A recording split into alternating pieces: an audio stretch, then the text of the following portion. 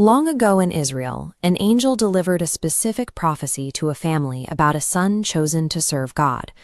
This child was born for a single purpose. He would be the one to rescue his people from their enemies. The strength he would receive was tied to a specific sign of dedication. According to the divine instruction, his hair was never to be cut. Samson's future and his unique capabilities were entirely dependent on his obedience to this one visible rule. As he grew, God's Spirit gave Samson immense strength, allowing him to dismantle enemy opposition with a level of force that no army could match. But his physical dominance masked a lack of internal control. While he could break stone, he could not govern his own impulses. Instead of following the God who empowered him, he repeatedly made choices that put his own desires above his mission. He possessed vast external influence, yet he lacked the discipline to manage it, creating a dangerous gap between his power and his maturity. Raw strength is ultimately useless and often self-destructive if it is not guided by a commitment to walk in God's ways. This internal weakness was eventually exploited by a woman named Delilah, who became the instrument of his downfall. She pressured him constantly, trying to uncover the source of his physical invincibility. In a moment of hubris, Samson finally told her everything, surrendering the secret of his vow and the importance of his hair.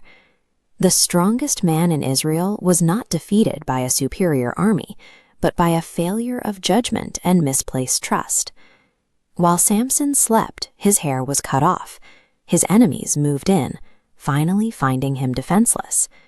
This visual model shows the immediate result of breaking the vow. Once the physical sign of his dedication was removed, the flow of strength simply stopped. Without the Spirit of God, Samson was instantly reduced to the level of any ordinary man.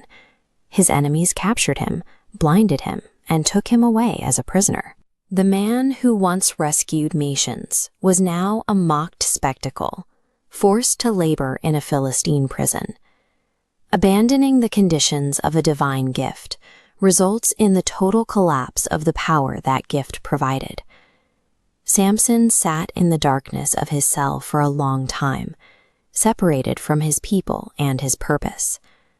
While he was in prison, his hair slowly began to grow back, a quiet biological detail that signaled a second chance. In the quiet of his captivity, his internal state began to shift. He was trading his earlier arrogance for a sense of humility he had never known before. The path to restoration often begins in a place of total isolation and complete surrender.